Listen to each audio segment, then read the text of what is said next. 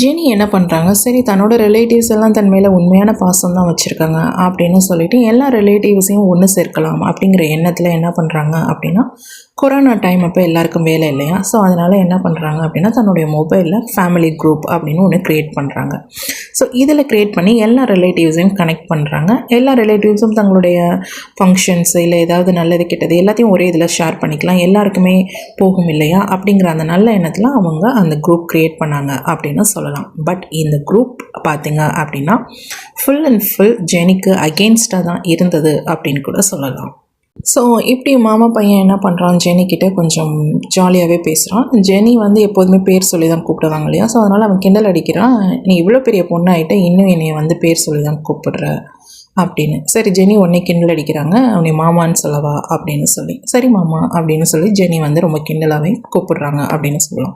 So இதில் அவன்கிட்டேருந்து ஒரு விதமான மெசேஜ் வருது. ஜெனி வந்து என்ன ஆச்சு உனக்கு, ஏன் இப்படி உனக்கு மைண்ட் செட் ஆகுது அப்படிங்கிற மாதிரி கேட்குறாங்க. அதாவது அவன் வந்து ஜெனியை மேரேஜ் பண்ணிக்கலாம் அப்படிங்கிற ப்ரப்போஸ் அப்படின்னு கூட சொல்லலாம். இல்லை இன்னும் சொல்லணும் அப்படின்னா ஜெனியை வந்து அனுபவிக்கலாம் அப்படிங்கிற மாதிரி எண்ணத்தில். பட் ஜெனி யோசிக்கிறாங்க, இவன்கிட்டேருந்து இப்படி ஒரு மெசேஜ் வராது, இது யார் பண்ணுறா அப்படிங்கிற மாதிரி ஜெனி யோசிக்கிறாங்க. ஸோ உடனே வந்து அவனுடைய மெசேஜை பிளாக் பண்ணிடுறாங்க அப்படின்னு சொல்லலாம். அதுக்கு ரிப்ளைவும் இல்லை, அதுக்கு பிறகு அவன்கிட்ட பேசவும் இல்லை அப்படின்னு சொல்லிடலாம். ஸோ இந்த இன்ஃபர்மேஷன் அவன் என்ன பண்ணுறான் அப்படின்னா தன்னுடைய மனைவிக்கு மற்றும் ரிலேட்டிவ்ஸ் எல்லாத்துக்குமே அதை சென்ட் பண்ணுறான். ஸோ ஜெனி தான் வந்து எங்கிட்ட அப்ரோச் பண்ணுறாங்க அப்படிங்கிற மாதிரி ஜெனி மேலே பழி கட்டுறான் அப்படின்னு கூட சொல்லலாம், பழி சுமத்துறாங்க அப்படின்னு கூட சொல்லலாம். கிட்ட சொல்கிறான், நான் இப்போ ஊருக்கு வரப்போகிறேன், என்கேஜ்மெண்ட் ஆக போகுது, நம்ம ரிலேட்டிவ்ஸ் பொண்ணை தான் நான் கல்யாணம் பண்ண போகிறேன் அப்படின்னு சொல்கிறான். ஜெனி யார் அந்த பொண்ணு அப்படின்னு கேட்குறாங்க. எல்லாம் நம்ம ரிலேட்டிவ் கேர்ள் தான் அப்படின்னு சொல்கிறாங்க. அந்த பொண்ணு பேர் வந்து லக்ஷ்மி அப்படின்னு சொல்கிறான். ஸோ நம்மளோட ரிலேட்டிவ் தான், அதே பெண்ணை தான் நான் கல்யாணம் பண்ணிக்கலான் இருக்கேன் அப்படின்னு சொல்கிறான். ஸோ ஜெனி ஓகே சந்தோஷம், கல்யாணம் பண்ணிட்டு சந்தோஷமாக இரு அப்படிங்கிற மாதிரி ஜெனி விஷ் பண்ணுறாங்க.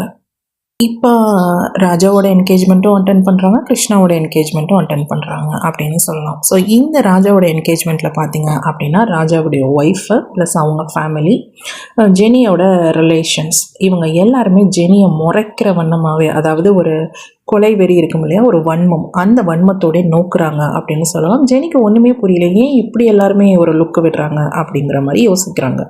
ஸோ அதன் பிறகு தான் அதற்கான காரணம் தெரியுது. என்ன அப்படின்னா அதாவது அந்த பெண் வந்து தவறாக நினைத்திட்டா அப்படின்னு சொல்லணும் ஜெனியை. ஏன்னா ஜெனிக்கு தான் முதல் உரிமை இருக்குது அப்படிங்கிறத எல்லாருமே தெரிஞ்சுக்கணும்.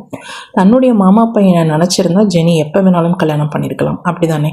பட் ஆனால் இவ்வளோ வருடங்கள் கழித்து ஒரு குழந்தை பிறந்த பிறகு இருவரும் வந்து தவறான உறவில் ஈடுபடுவாங்க அப்படின்னு நினச்சதே முதல் தப்பு. ஸோ இதற்கு உடந்தையாக உறவினர்களும் நினச்சாங்க அப்படிங்கிறது ரெண்டாவது தப்பு. ஸோ இந்த தவறுதலான கண்ணோட்டம் அப்படிங்கிறது ஜெனிக்கு சுத்தமாக பிடிக்கவே இல்லை அப்படின்னு தான் சொல்லணும். ஸோ அந்த தவறுதலான கண்ணோட்டம் அவர்களை அடுக்கடுக்கான குற்றச்செயல்களில் ஈடுபடுத்தியது அப்படின்னு கூட சொல்லலாம். ஸோ இப்போ ராஜாவுடைய ஒய்ஃப் லக்ஷ்மிக்கு ஜெனி மேலே பயங்கர கோவம் வருது. இவளை நம்ம கொலை பண்ணியே ஆகணும், ஏன்னா நம்ம ஹஸ்பண்ட் வந்து இவகிட்ட தான் அதிகமாக பேசுகிறானோ அப்படிங்கிற சந்தேக புத்தி அந்த பெண்ணுக்கு அதிகமாகிடுது அப்படின்னு சொல்லலாம். அடுத்து பார்த்திங்க அப்படின்னா இதற்காக தன்னுடைய அப்பா குடும்பத்தினரோட சேர்ந்து ஜெனிக்கு எதிராக பல மந்திரங்கள்னு சொல்லுவாங்களே, அந்த மாதிரி மந்திரங்கள் போட்டு ஜெனிக்கு பல விதமான விபத்துக்களை ஏற்படுத்தி அதன் மூலியமாக அவங்க இன்பம் காண்றாங்க அப்படின்னு கூட சொல்லலாம். ஜெனி மேலே ராஜாவினுடைய ஒய்ஃபும் ப்ளஸ் அவங்களுடைய அப்பா இவங்க ஃபேமிலி வந்து கம்ப்ளைண்ட் கொடுக்குறாங்க. இது மாதிரி என்னோடய ஹஸ்பண்டோட இந்த பெண் வந்து தவறான உறவில் இருக்காங்க அப்படின்னு போய் சொல்கிறாங்க. அவங்களோட தான் இவங்க பயணிக்கிறாங்க, அவங்களோட ஒன்றா வாழ்கிறாங்க அப்படிங்கிற மாதிரி சொல்கிறாங்க. ஏன்னா ஜெனி வந்து இருக்கக்கூடிய தனிமை நிலையை பயன்படுத்தி கொண்டு, ஜெனி தன்னோட கணவரோட இல்லை, தனிமையில் இருக்கிறதுனால தன் கணவரோட தான் இந்த பெண் பேசிகிட்டு இருக்கா, என்ஜாய் பண்ணிகிட்டு இருக்காளோ அப்படிங்கிற அந்த சந்தேக புத்தி அவங்கள இந்த அளவுக்கு ஒரு தவறுதலான செயல்களில் தவறாக பேசவும் வைத்திருக்கிறது அப்படின்னு தான் சொல்லணும் உறவினர்கள் இடையில். ஸோ உறவினர்கள் எல்லாருமே என்ன பண்ணுறாங்க அப்படின்னா ஜெனியை வந்து ஒரு போதைப் பொருள் அதில் வந்து நீங்கள் இந்த தனம்னு ஒரு படம் பார்ப்பீங்க இல்லையா, தெலுங்கு படம். ஸோ இதில் பார்த்திங்க அப்படின்னா அந்த ஒரு பெண் வந்து ஹைதராபாத்தில் இருப்பாங்க. அதாவது ஒரு தவறான தொழில் செய்து மாதம்னு இல்லை எல்லாருக்கிட்டையும் 500 ரூபா வாங்குற அது கேரக்டராக அப்படியே ஜெனிக்கு என்ன பண்ணுறாங்க இம்ப்ளிமெண்ட் பண்ணுறாங்க. அதாவது ஜெனியினுடைய பெயர் தனம் என்றும் அவர்கள் வந்து பல பேருடன் உறவு கொள்பவர்கள் என்றும் இப்படி தவறான செய்திகள் உறவினர்களாலேயே உறவினர்களுக்கு இடையிலே பரப்பப்படுகிறது அப்படிங்கிறது தான் ஜெனியினுடைய லைஃப்பில் நிகழ்ந்த மிகப்பெரிய சோகம் அப்படின்னு கூட சொல்லலாம்.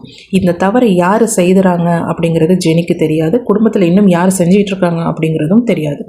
பட் எல்லா தப்புகளும் ஜெனியின் மீது அடுக்கடுக்காக வந்துக்கிட்டே இருந்தது அப்படின்னு தான் சொல்லணும். ஏன்னா ஜெனி வந்து ஒரு தனி பெண்ணாக இருந்ததுனால இத்தனை கஷ்டங்களையும் அனுபவிக்க வேண்டிய நிலைக்கு தள்ளப்பட்டார்கள் அப்படிங்கிறது தான் உண்மை. ரெண்டாவது அவங்களுடைய அழகு.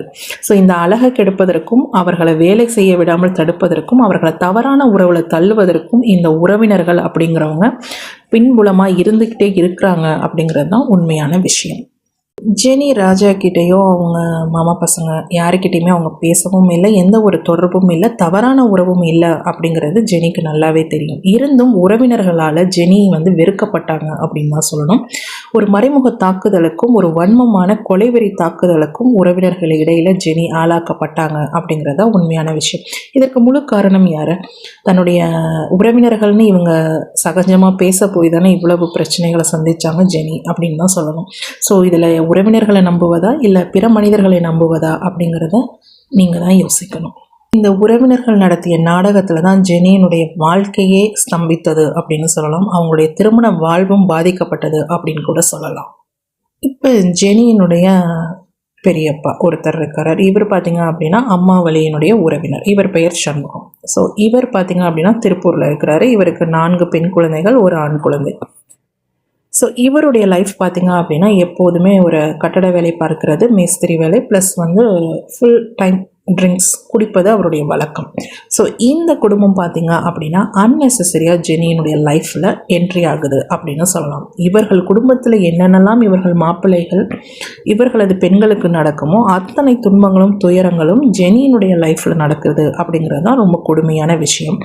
ஜெனி இவங்க வீட்டுக்கு ஃபேமிலிக்கு போனதும் கிடையாது, இவங்க யாருக்கிட்டையும் அவ்வளவுக்கு அதிகமாக உறவு கொண்டாடியது கிடையாது அப்படின்னு சொல்லலாம். ஆனால் அன்னெசரியாக இந்த திருப்பூர் ஃபேமிலி ஜெனியினுடைய ஃபேமிலியில் இன்டர்ஃபியர் ஆகுது அப்படின்னு சொல்லலாம். ஸோ இப்போ ஜெனியினுடைய அப்பாவாக இந்த சண்முகம் அப்படிங்கிறவரை நடிக்கிறாரு, அம்மாவாக இந்த லக்ஷ்மி அப்படிங்கிறவங்க நடிக்க ஆரம்பிக்கிறாங்க. ஏன்னா ஜெனி ஐடென்டிஃபை பண்ணுறாங்க தன்னுடைய அப்பாவுக்கு குடிப்பழக்கம் கிடையாது, பாக்கு போடும் பழக்கம் கிடையாது. இது எல்லாமே யாருக்கு இருக்கும் அப்படின்னா இந்த சண்முகம் அப்படிங்கிற இந்த பெரியப்பாவுக்கு. இவர் மேஸ்திரிங்கிறதுனால கண்டிப்பாக இவருக்கு இந்த பழக்கம் இருக்கும். இது எப்படி நம்ம அப்பாவுக்கு வரும் அப்படிங்கிற மாதிரி ஜெனி யோசிக்கிறாங்க. ஜெனியினுடைய அப்பா பார்த்திங்க அப்படின்னா ரொம்ப ஹேண்ட்ஸமாக நீட்டாக ஃபேமிலியில் ஒரு நல்ல மருமகனாக இருக்கக்கூடிய பர்சன். ஆனால் இவங்களோட லைஃப்பில் அன்னெசரியாக மற்ற அக்கா தங்கைகள் உறவினர்கள் அப்படிங்கிற இடை புகுந்து செய்து அட்டூழியங்கள் சூழ்ச்சிகள் ஏராளம் அப்படின்னு சொல்லலாம். இந்த சண்முகத்தினுடைய ஃபேமிலி பார்த்திங்க அப்படின்னா ஜெனிக்கு மாப்பிள்ளை பார்க்குறாங்க அப்படின்னு சொல்லலாம். ஸோ இவங்களுடைய சொந்த உறவினர்கள் அப்படிங்கிறவங்க தான் இந்த ஜெனியினுடைய லைஃப்பில் இன்டர்ஃபியர் ஆகி பெரிய ப்ராப்ளத்தை உண்டு பண்ணாங்க அப்படின்னு சொல்லலாம். அதனால் இது நாள் வரைக்கும் ஜெனியினுடைய கேரக்டரில் நடித்தது யார் பார்த்திங்க அப்படின்னா இந்த சண்முகத்தினுடைய பெண் உஷா அண்ட் வனிதா. ஸோ இவங்களுடைய மாப்பிள்ளைகள் தான் என்ன பண்ணாங்க அப்படின்னா ஜெனியினுடைய கணவர்களாக இவ்வளவு நாள் நடித்து ஜெனியினுடைய வாழ்க்கையில் துன்பத்தையும் துயரத்தையும் ஏற்படுத்தினாங்க அப்படின்னு சொல்லலாம். அடுத்து ஜெனியினுடைய லைஃப்பில் துன்பத்தை ஏற்படுத்தினது யார் அப்படின்னா அவங்களுடைய பெரியம்மா பொண்ணும் அவங்களுடைய மாமா பொண்ணும். ஸோ மாமாவினுடைய பெண்ணினுடைய கணவர், இவர் பெயர் பார்த்திங்க அப்படின்னா கார்த்திக். இவரும் வந்து இந்த சந்திரவினுடைய கூட்டாளி. ஸோ இவர்கள் எல்லாருமே சேர்ந்து தான் ஜெனியினுடைய ஃபேமிலியை டார்கெட் பண்ணாங்க, தாக்குதலை ஏற்படுத்தினாங்க, ஜெனிக்கு ஒரு அவமானத்தையும் அசிங்கத்தையும் ஏற்படுத்தினாங்க. ஜெனி நல்ல கணவரோட நல்ல லைஃப்பில் வாழக்கூடாது அப்படிங்கிறதுல ரொம்ப மும்முரமாக செயல்பட்டு அவங்களுடைய மேரேஜ் லைஃப்பை ட்ராஜடிக்கு உள்ளாக்குனாங்க அப்படிங்கிறது தான் உண்மையான விஷயம். Jenny, yeah, climb the ladder from the bottom.